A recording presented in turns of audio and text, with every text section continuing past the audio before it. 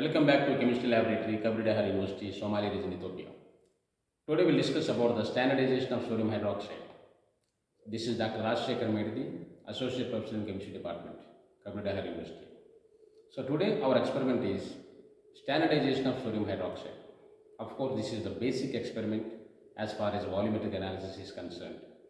Whenever the students start their experiments in the laboratory, they will start the volumetric analysis with this experiment. This is the basic level of experiment and it can be considered as the most important experiment also. So standardization of sodium hydroxide. Sodium hydroxide is a base actually, so it should be standardized by using the acid. Any acid can be used. So before we discuss about this, let us have the systematic procedure to follow. Then we'll perform the experiment visually, practically. So aim is to determine to standardize the sodium hydroxide. That will be the aim. And apparatus means apparatus will be almost it is same for all the experiments in volumetric analysis. But let us discuss about the apparatus because it plays very important role in the performing experiment. So apparatus means it contains, you can see this is the pipette. We can use 10 ml pipette or 5 ml pipette, and this is the burette that can be used where the acid can be taken into this, which is 50 ml capacity, and we can use the apparatus called as the remaining. This is the measuring cylinder where the water can be used, distilled water can be used with this approximately, and this is the beakers where we can use small beaker and big beakers also can be used. This is 100 ml beaker and 250 ml beaker can be also used, and remaining things we can see. This is the spatula where the chemicals can be taken by this and can be measured accurately by using the analytical balance. And the next one is, this is the very important point of view as far as volumetric analysis is concerned. This is the weighing balance where we can weigh the chemicals by using this instrument. So this is about the apparatus, and we can use a wash bottle for washing the apparatus also. So this is about the apparatus. And next one is chemicals required. The chemicals that are required in this experiment are three chemicals are used here. The first one here is the borax, Na2B4O7 5H2. This is the chemical borax can be used. This is the primary standard basic chemical, that is borax can be used. And the other chemical is, this is the sodium hydroxide, NaOH, crystals are there. And the third chemical is, we can use the hydrochloric acid. This is the hydrochloric acid, 35% of hydrochloric acid. So these are the chemicals used. And regarding the indicators, we can use two different types of indicators can be used. The first one is the methyl orange or methyl red, and the second one is phenolphthalein indicator. Any one of them can be used. But as far as our experiment is concerned, we are using this methyl orange indicator as our indicator. So this is about the indicators. And coming to the endpoint. Endpoint means the color change. If you see the color change in this experiment, we have two different types of color changes are there. Suppose if we use the phenolphthalein as an indicator, we will be getting the pink color to colorless. That means phenolphthalein, when we add into the basic solution, it turns into pink color, and finally when it converts into when the reaction is completed, it changes into colorless solution. But whereas if you use the methyl orange indicator, it exhibits yellow color in the basic medium, and finally it converts into the pale pink color. This is about the color change and endpoint. Now let us see the procedure, how to perform the experiment. So almost all the types of volumetric analysis in every experiment, can be divided into two different parts, part 1 and part 2. Part 1 will be called as the standardization method, and the part 2 is called as the estimation method or determination method. So in the part 1, we will standardize the secondary standard. That means our question here is standardization of sodium carbonate, sodium hydroxide. Our question here is standardization of sodium hydroxide. So the part 1, the heading will be the standardization of hydrochloric acid by using standard solution of borax. Because the sodium hydroxide, because it is a base, we need to standardize with we need to use the reagent as hydrochloric acid. But the hydrochloric acid what we are using should be standardized before subjected to the reaction. So that is why the part 1 will be the standardization of hydrochloric acid by using standard solution of borax. So this is the hydrochloric acid. It is already prepared, but the strength is not known. This is the borax, which is known strength. It is already prepared as 0.05 normal strength. So we can see here, these are the solutions already prepared here. This is the borax, we can see, and this is the sodium hydroxide already prepared in the reagent bottles, and this is the hydrochloric acid already prepared. So solutions are ready. Now let us perform. Before that, let us see the procedure. Part 1. So part 1 will be the standardization of hydrochloric acid by using standard solution of borax. So hydrochloric acid strength is not known. So we will standardize with borax as a base with the HCl. Then we will get the strength of hydrochloric acid. From getting the strength of hydrochloric acid, in part 2, we will determine the strength of sodium hydroxide by knowing the known strength of hydrochloric acid. So let us see the procedure now. In part 1, we have to take, so this is the conical flask where it can be used to perform the reaction, titration actually. So there is a magnetic stirrer inside, we will perform now. So in this we have to take first, this is the borax. In part 1, we have to take 10 ml of borax, 0.05 normal solution, which is already known because this is the primary standard.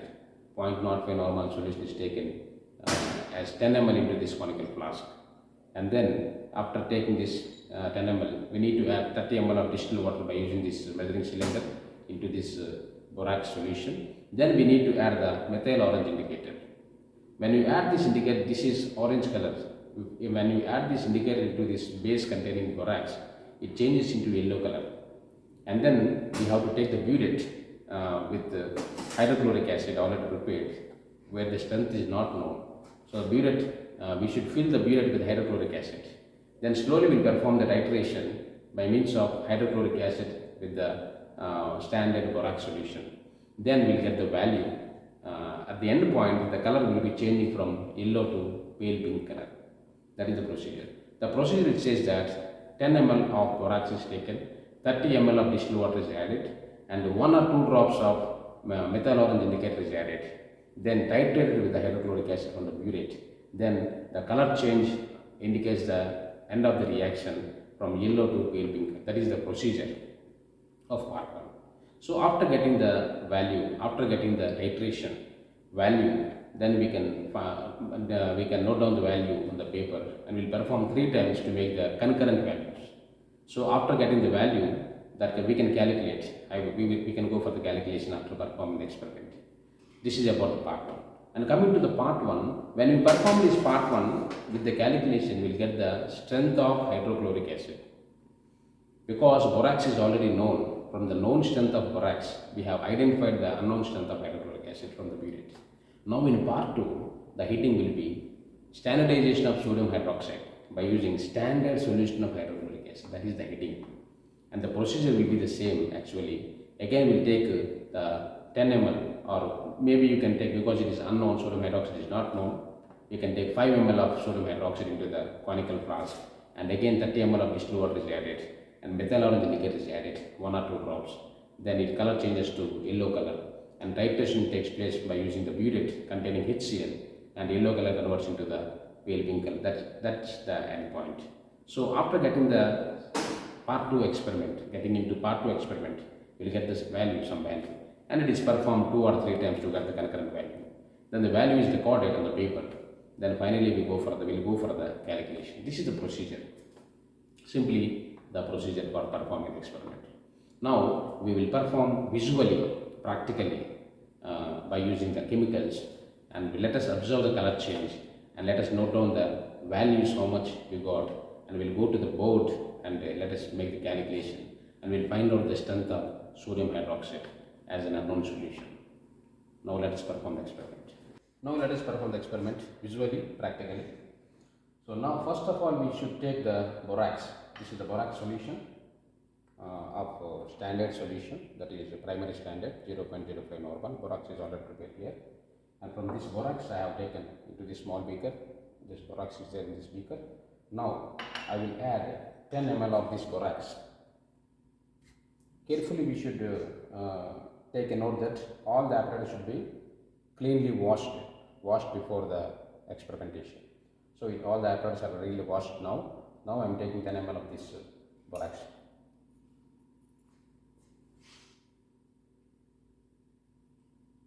Right.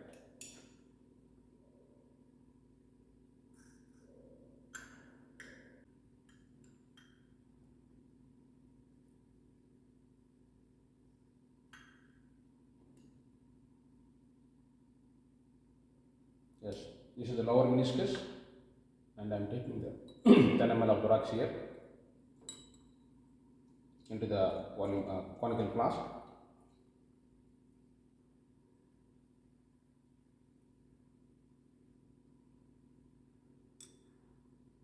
Yes. Now I should take 30 ml of distilled water by means of this measuring cylinder. So this is 30 ml distilled water, approximately I can use. This is 30 ml distilled water is added. Right. This is the magnetic stirrer which is already connected to the wire. Plug is there. I am making it on now. So it will slowly start stirring. Now the stirrer is used to make the homogeneous mixture, to make the solution to be mixed homogeneously. That for that purpose the stirrer is used. Now we have to add the indicator. This is the colorless solution, that is the borax is base, colorless solution, and acid HCl also colorless solution. That's why we are using the indicator here to resemble the color change by means of the end of the reaction. The color will be changed. Now let us see, the indicator is already taken. This is metal orange indicator is used here. So I am using this metal orange indicator. So 2 drops is enough here. 2 or 3 drops is added.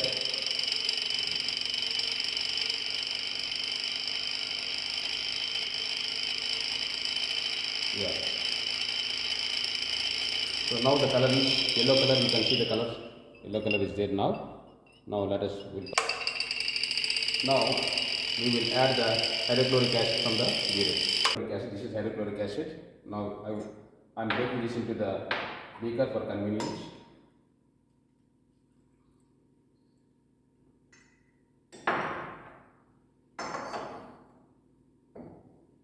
Right.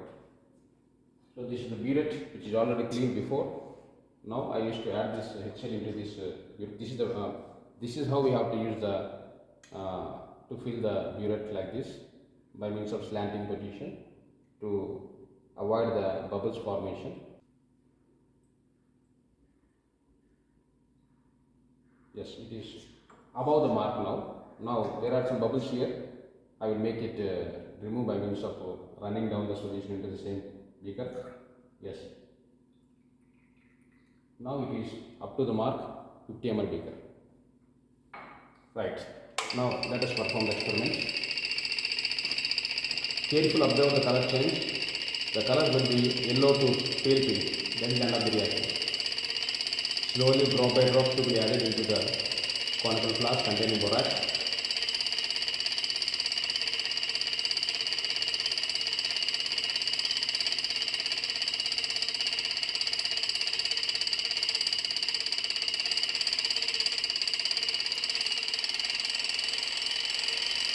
Slowly pink color is appearing.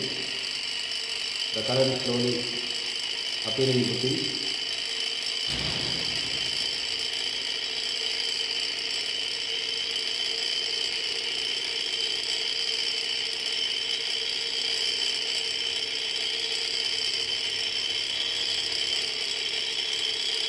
Yeah.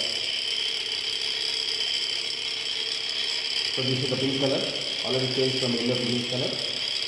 The value is, it is 9.4. The reading is 9.4.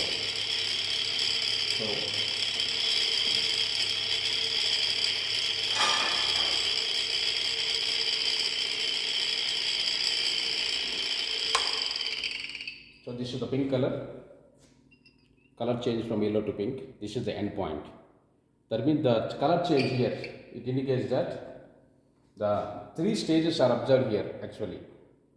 Here when borax is added into the conical flask, which is colorless solution, when indicator is added, indicator behaves, shows the color yellow in presence of base. So it changes into yellow color, that is the first step. And then after that, when the reaction is completed, all the basic nature is become neutralized by means of adding HCl. Then it becomes colorless at one point. So that is not visible. And when the excess amount of drop is added from the burette containing HCl, so this all the base is already neutralized, so there is no base available here. And finally you can see the last drop which is added from the burette. What happens is that will be acidic in nature. That is why the color changes to pink color. That means the solution is acidic in nature. All the base is neutralized. First step is basic nature, second step is become neutralized, and third step is become acidic. Now at this point where the color changed from yellow to pink can be considered as the end point where it is completely neutralized. This is how the part 1 is completed. Now we will go for the part 2. Now we will perform the part 2 experiment by using the sodium hydroxide and hydrochloric acid. Procedure is same, but only base is changed here. Now this is the sodium hydroxide already prepared. Now I am taking this into this container beaker to make it feasibility, make it easy to transfer. Yes. So I am washing the pipette again and again with distilled water. Right. One big flask is already washed and kept on the stirrer.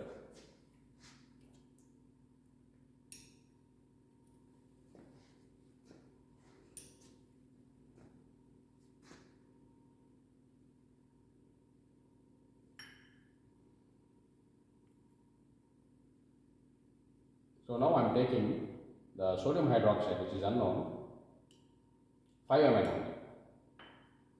So just I am adding into this conical flask 5 ml.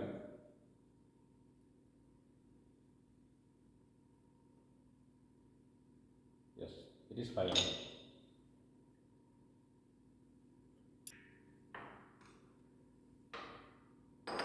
Right. Now we should add 30 ml of distilled water.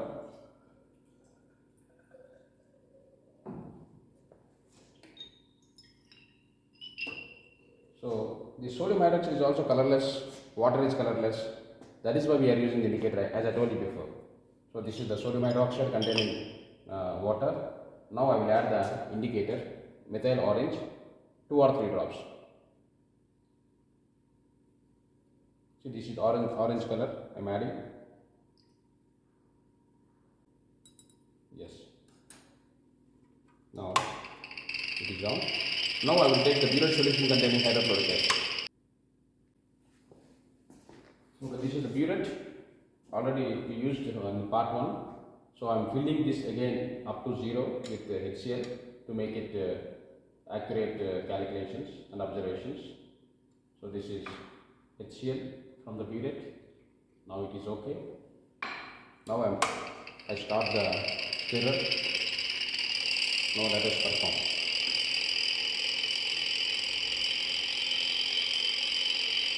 Endpoint will be the same like yellow to pink, like previous experiment, like part 1. Let us see what will be the value now. In part 1 we got the value 9.4, and in part 2 we will see how much it is.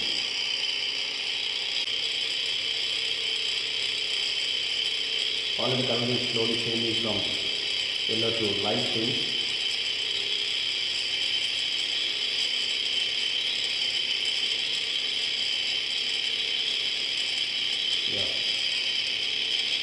This will be the color change. The reading is 12.5 exactly. The reading is 12.5. First reading is part 1 9.4. Second one is 12.5.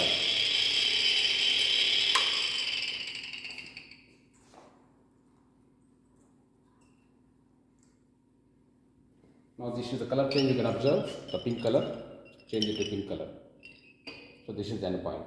Now we will perform the calculation by observing the values from the board. Yes, coming to the calculation part, procedure part 1, standardization of hydrochloric acid by using standard borax. The procedure is 10 ml borax plus 30 ml distilled water plus indicator methyl orange 2 drops or 3 drops. It gives yellow color, and titrate with the burette containing HCl, which is not known strength, gives rise to endpoint pink color. Color changes from yellow to pink color. The reaction here is Na2B4O7 borax plus HCl In presence of water, it forms salt, sodium chloride. That is a reaction. Plus H3PO3 is formed. So let us see the table now. Table 1. It says that serial number, volume of borax in ml, burette readings initial final, and volume of HCl consumed.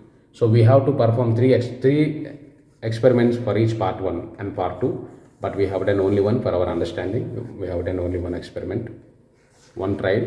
So volume of borax is 10 ml, and initially burette reading is 0, and finally we got the end point in part 1 as 9.4.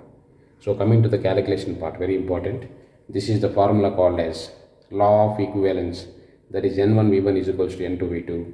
N1V1 can be considered for borax and N2V2 for HCl. Now we can represent the formula as N1 is equals to normality of borax is 0.05 N, which is standard, and V1 is equals to volume of borax is 10 ml, and N2 is equal to normality of HCl that we have to find out, and V2 is equals to volume of HCl is 9.4.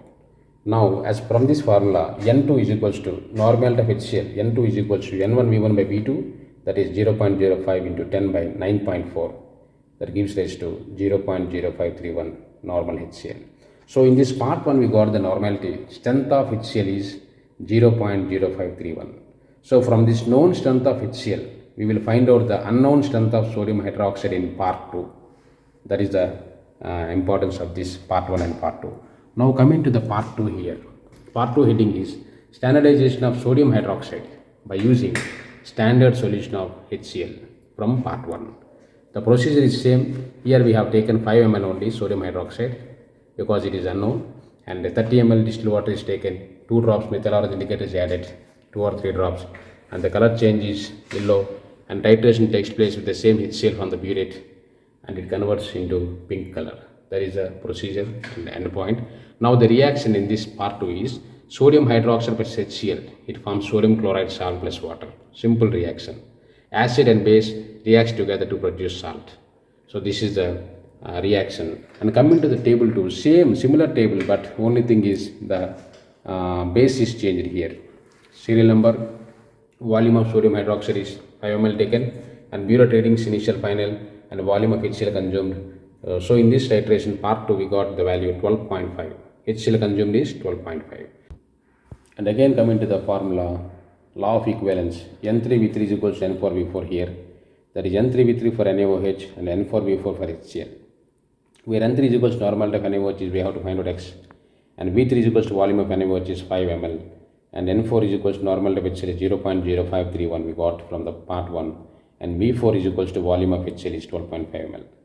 So finally, when we represent these values, N3, that is normality of NaOH, is equals to N4V4 by V3, that is equal to 0.0531 into 12.5 by 5 is equal to 0.1327 normal sodium hydroxide. So finally the report is, it says that report is the normality of sodium hydroxide is 0.1327 normal. This is about the experiment.